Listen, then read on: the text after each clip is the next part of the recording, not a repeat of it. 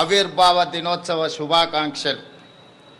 ప్రతి ఏటా త్యాగాల చరిత్రను స్మరిస్తూ రేపటి భవిష్యత్తుకు దిశానిర్దేశం చేసుకునే ఒక భావోద్వేగ సందర్భం జూన్ 2 మనం కలలు గన్న స్వరాష్ట్ర స్వప్నాన్ని నిజం చేసిన ఆనాటి ప్రధానమంత్రి స్వర్గీయ శ్రీ మన్మోహన్ సింగ్ గారు, నాటి యూపీఏ చైర్పర్సన్ శ్రీమతి సోనియా గాంధీలకు 4 కోట్ల తెలంగాణ ప్రజల తరఫున ప్రత్యేక ధన్యవాదాలు, కృతజ్ఞతలు తెలియజేస్తున్నాను. మిత్రులారా,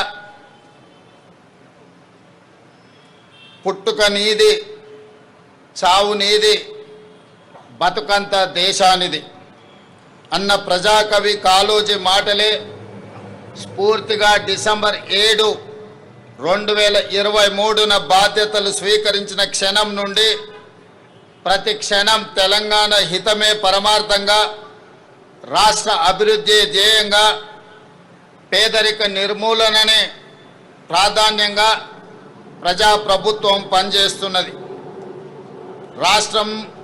రాష్ట్రంలో అధికారం ఇవ్వడంతో పాటు ఈ 2.5 ఏళ్లలో జరిగిన పలు ఉప ఎన్నికలలో, పంచాయతీ మున్సిపల్ ఎన్నికలలో మా పట్ల మీరు చూపించిన ఆదరణ, అభిమానం మరవలేనిది. ఎవరెన్ని విమర్శలు చేసినా, ఎన్ని కుట్రలు చేసినా ప్రజలు మాకు అండగా నిలబడడం ఎనలేని శక్తిని ఇచ్చింది. ప్రజా సంక్షేమం పట్ల, రాష్ట్ర అభివృద్ధి పట్ల మా బాధ్యతను మరింత పెంచింది. రైతులు, యువత, ఆడబిడ్డల ఆకాంక్షలు, ఎస్సీ, ఎస్టీ, బీసీ, మైనారిటీ, అగ్రవర్ణ పేద వర్గాల సామాజిక న్యాయం, సమగ్ర అభివృద్ధి సాధన కోసం పలు విధాన నిర్ణయాలు తీసుకుంటూ, కార్యాచరణ చేసుకుంటూ 2.5 ఏళ్లుగా నిరంతరం శ్రమిస్తున్నాం. అభివృద్ధితో పాటు సంక్షేమానికి సమపాలలో ప్రాధాన్యత ఇస్తూ పాలన సాగిస్తున్నాం.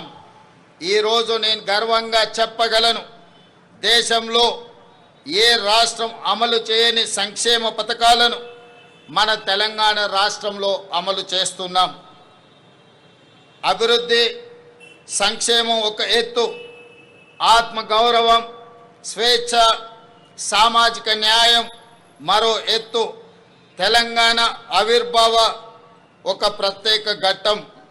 దశాబ్దాలు ఉద్యమం చేసి రాష్ట్రాన్ని సాధించుకున్నది కేవలం సంక్షేమం, అభివృద్ధి కోసమే కాదు, ఆత్మగౌరవం, స్వేచ్ఛ, సామాజిక న్యాయం కోసం ఈ గడ్డపై ప్రతి బిడ్డ పోరాటం చేశారు.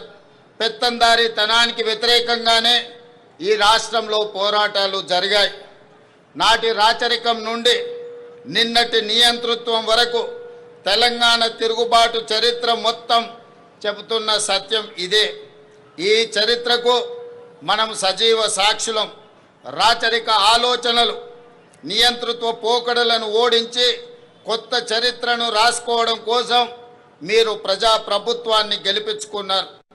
ఈరోజు ప్రజల మనోభావాలకు మేము ప్రతినిధులం, సమాజ ఆకాంక్షలకు మేము వారధులం. అందుకే మీరిచ్చిన ఈ అవకాశాన్ని మేము అధికారం అని సంబోధించడం లేదు, మమ్మల్ని మేము పాలకులుగా అనుకోవడం లేదు, మీకు సేవకులుగా బాధ్యత నిర్వహిస్తున్నాం. ప్రభుత్వం అంటే 4 చేతుల్లో ఉండే పెత్తనం కాదు, 4 కోట్ల ప్రజల ఉమ్మడి ప్రతినిధి అని మేము భావిస్తున్నాం, బాధ్యతగా పనిచేస్తున్నాం. అందుకే ఇది కేవలం పరిపాలన చేసే ప్రభుత్వం కాదు, ప్రజాస్వామ్య ఆకాంక్షలను నెరవేర్చే ప్రజాప్రభుత్వం అని గర్వంగా చెప్తున్నాం. మిత్రులారా, డిసెంబర్ 7, 2023న ప్రారంభమైన మన ప్రభుత్వం ప్రజలకు స్వేచ్ఛ, సామాజిక న్యాయం, సమాన అవకాశాలు కల్పించడానికి ప్రాధాన్యతను ఇస్తూ వచ్చింది. రకరకాల అడ్డంకులు అధిగమిస్తూ 30 నెలల్లోనే ప్రజల ఆశలు ఆశయాలను నెరవేర్చడంలో విజయవంతంగా ముందుకు సాగుతున్నాం. సాగు భూమి, వ్యవసాయం, రైతు ఈ 3 తెలంగాణ ఊపిరి. వ్యవసాయ ఆధారిత పరిశ్రమలు, అనుబంధ రంగాల విషయంలో తెలంగాణ నెంబర్ 1గా ఉండాలన్న లక్ష్యంతో రైతుల జీవితాల్లో గణనీయ మార్పు తేవాలన్న సంకల్పంతో తెలంగాణ రైజింగ్ 2047 విధాన పత్రంలో ప్రాధాన్యత అంశంగా తీసుకున్నాం. ఈ విజన్ డాక్యుమెంట్ కేవలం కాగితాలపై ఉండే అక్షరాలు కాదు. ఆదిలాబాద్ నుండి అలంపూర్ వరకు, ఖమ్మం నుండి కొడంగల్ వరకు హరిత తెలంగాణను ఆవిష్కరించే ఆలోచన. ఈ లక్ష్య సాధనలో తెలంగాణలోని ప్రతి రైతు కూలీలే సారథులు. దీనికోసం ఈ విజన్ డాక్యుమెంట్లో రూరల్ అగ్రికల్చర్ రీజియన్ ఎకానమీ రేర్గా అభివర్ణించి అభివృద్ధి చేసేందుకు రూపొందించిన పత్రం ఇది. రైతులు కేవలం పంటలు పండించడమే కాదు, వ్యవసాయ ఆధారిత పారిశ్రామికవేత్తలుగా తీర్చిదిద్దే దిశగా ఈ ప్రణాళిక ఉంటుంది. అగ్రికల్చరల్ ఎకోసిస్టమ్ అభివృద్ధి చేసి రైతులను శ్రీమంతులుగా చెయ్యాలన్నదే మా ప్రభుత్వం యొక్క సంకల్పం. 2025-26 అంచనాల ప్రకారం మన ఆహార ధాన్యాల ఉత్పత్తి రికార్డు స్థాయిలో ఉంది. 2,36,00,000 మెట్రిక్ టన్నులుగా నమోదైంది. ప్రజాప్రభుత్వం అందిస్తున్న ప్రోత్సాహకంలో వరి, మొక్కజొన్న, పత్తి పంటల విస్తీర్ణం గణనీయంగా పెరిగింది. పశు సంపద, మత్స్య రంగాలు గణనీయమైన అభివృద్ధిని సాధించాయి. రైతులు విభిన్న పంటల ఉత్పత్తితో తెలంగాణను సకల పంటల క్షేత్రంగా తీర్చిదిద్దాల్సిన అవసరం ఉన్నది. తెలంగాణ భూమి నైసర్గిక స్వరూపం అన్ని రకాల పంటలు పండించడానికి అనుకూలమైన క్షేత్రం.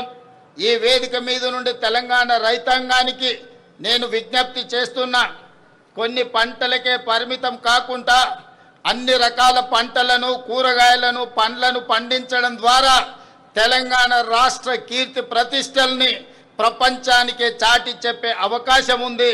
ఆ దిశగా రైతులను ఆలోచన చేయవలసిందిగా నేను మనవి చేస్తున్నాను. ఈ రైతుల కార్యసాధకులు కావాలంటే అప్పు లేని పరిస్థితి ఉండాలి. అందుకే రైతుల నెత్తిపై ఉన్న అప్పుల భారాన్ని తగ్గించే ఉద్దేశంతో ఒకేసారి 2 లక్షల వరకు పంట రుణాల మాఫీ చేశాం.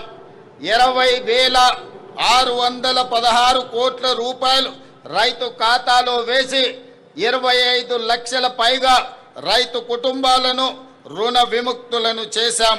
వ్యవసాయానికి ఉచిత విద్యుత్తును కొనసాగిస్తూనే విద్యుత్తు పంపు సెట్లకు సౌరశక్తితో నడిచే పంపు సెట్లను ఏర్పాటు చేస్తున్నాం.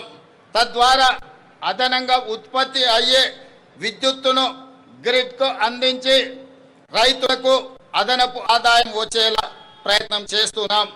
ఈ 2.5 ఏళ్లలో వ్యవసాయానికి, రైతు సంక్షేమానికి 1,56,496 కోట్ల రూపాయలు ఖర్చు చేశాం. రైతు భరోసా పెట్టుబడి సాయం ఇప్పటికే 27,529 కోట్ల రూపాయలు నేరుగా రైతుల ఖాతాలలో వేశాం. మిత్రులారా, రైతులు దళారుల బారిన పడి మోసపోకూడదని రైతులు పండించిన పంటలు ప్రభుత్వమే కనీస మద్దతు ధర చెల్లించి కొనుగోలు చేస్తుంది. ఎంత భారమైనా సరే చివరి గింజ వరకు పంట ఉత్పత్తులను కొనడానికి రాష్ట్ర ప్రభుత్వం ప్రయత్నం చేస్తుంది.